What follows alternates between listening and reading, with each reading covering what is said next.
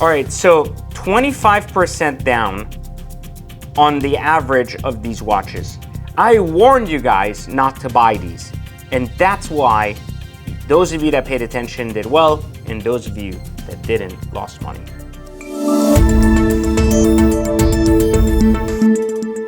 Guys, we are back with yet another video for Watch Trading Academy, and today we are talking about these stainless steel Rolexes. Listen, we know for a fact that Rolex pricing was hyped significantly. In 2021, we did a video right here in Watch Trading Academy telling you not to fall for the long-term values of Pepsi's, Hulks, etc., as they are dangerous. And a lot of people said, you're crazy, these are the most sought after and wanted watches. And I said, that's fine, not as investments. Make sure you trade, get out of them, make your money and leave. Don't keep them.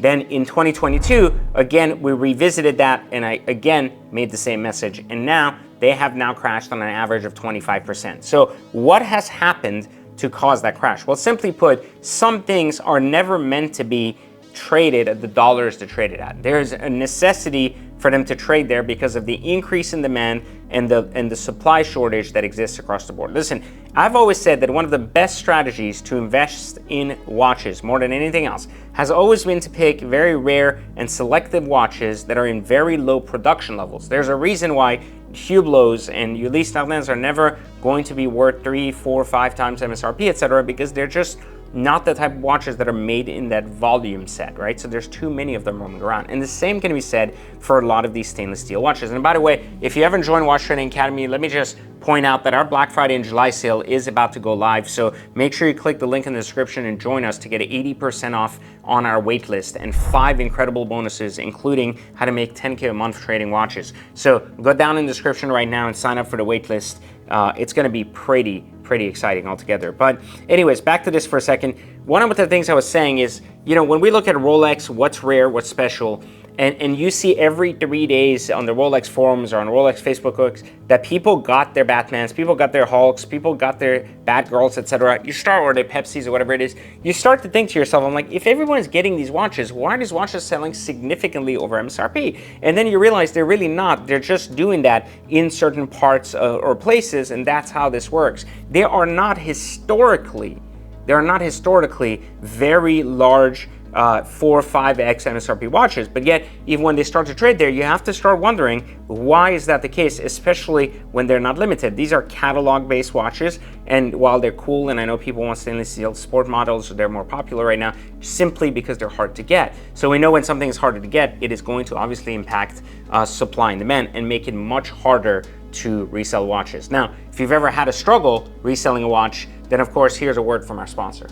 As one of the most profitable watch traders in America, I get asked this question a lot. Where do you go to sell your watches? Because buying them seems to be easy, but selling them seems to be the hard part. Well, simply put, I use this tool called Grailzy. See, Grailzy.com is an auction platform where you can list watches that are high-end watches, of course, and get auction bids by real retail buyers, not just industry wholesalers or traders like in Facebook groups. This is a huge opportunity for you as a watch trader or as a watch enthusiast to sell and buy watches via this auction platform.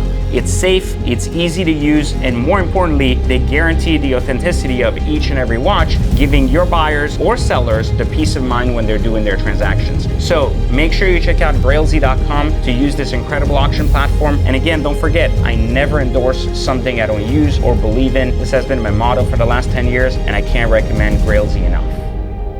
Grailzy, buy and sell iconic timepieces. Listen, at the end of the day, stainless steel Rolex is great. Like, it's a good, very good watch. There's nothing wrong with it. This isn't a discussion of should you wear a Submariner, should you not? Is it a good watch, is it not? What it's about, though, what's really important to understand is that when watches are not limited in nature, when watches are not there in that heavy demand, then they're going to naturally be worth less. The reason why we like specialty watches like certain APs or certain Pateks, certain Rolexes and certain RMs is because they're really hard to get no matter what. And so that frame of reference is just really important. So whenever you hear me saying, don't bet on this watch, don't really go there, I'm not just guessing because I don't like the watch because it feels flimsy, it's cheap, and it just got a new color on the bezel, but rather because the numbers don't add up to a watch that's going to really be bringing some type of real ROI in the long term. I just don't see it. So I just kind of think about it and I go, probably not, you know?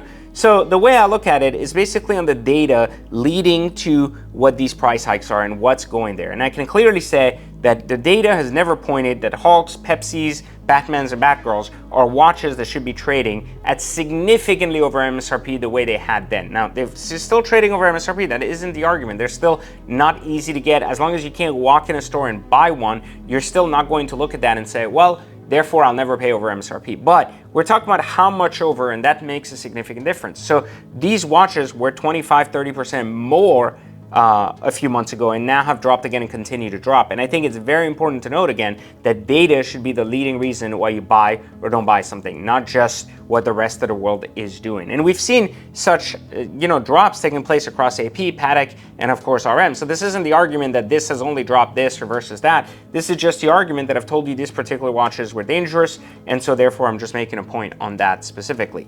Now, again, if you want to learn how to trade watches, don't forget to click the link in the description. 60 minutes of your time, I'm going to break down for you everything you need to get started in this trade with as little as $1,500. And two, of course, you're going to join during Black Friday in July because you're going to get 80% off. So $197 to join. You don't even need the training at that point. Just commit to the trade. Click the second link, jump on waitlist, and of course, like, subscribe, and turn on notifications. And of course, let me know in the comments, do you think there are any watches right now that are incredibly overhyped that have yet to take their beating from the fallen market? We'd love to hear your thoughts. Put it in the comments, and I'll catch you next time on Watch Trading Academy.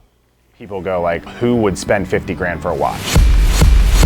$50,000 watches are in the mail every day. I never got into buying watches because I never had the awareness. I just assumed that a used watch was just a dangerous play. I had no clue about watches before I started. But then I started seeing a watch trading academy and I went, that's awesome. Portable, I can do part-time, I can do it whenever I want. They're small, easy to ship, no regulation, no registration, and the dollar numbers can be anywhere from $100 to $100,000. The return on that was pretty big, 35% ROI. And I ended up selling that watch for $9,900. Making $1,500 on a $3,000 watch was mind-blowing. The course progression has gotten me into using watches as an investment class. Buying higher-end pieces, hanging on to them, watching them appreciate in value. Really just take me out of this consumerism mindset, more to this mindset of keeping your wealth while enjoying the item. I became a firm believer in getting investments that I can actually enjoy, not just sit in the closet somewhere. I told you in the past, my goal is to do as little as possible and make as much as possible. It really does not take much of my time at all. You're giving us the information that's teaching us how to work with everything. I could not have imagined that this is how it's going to be. I mean, the experience is, it's excellent.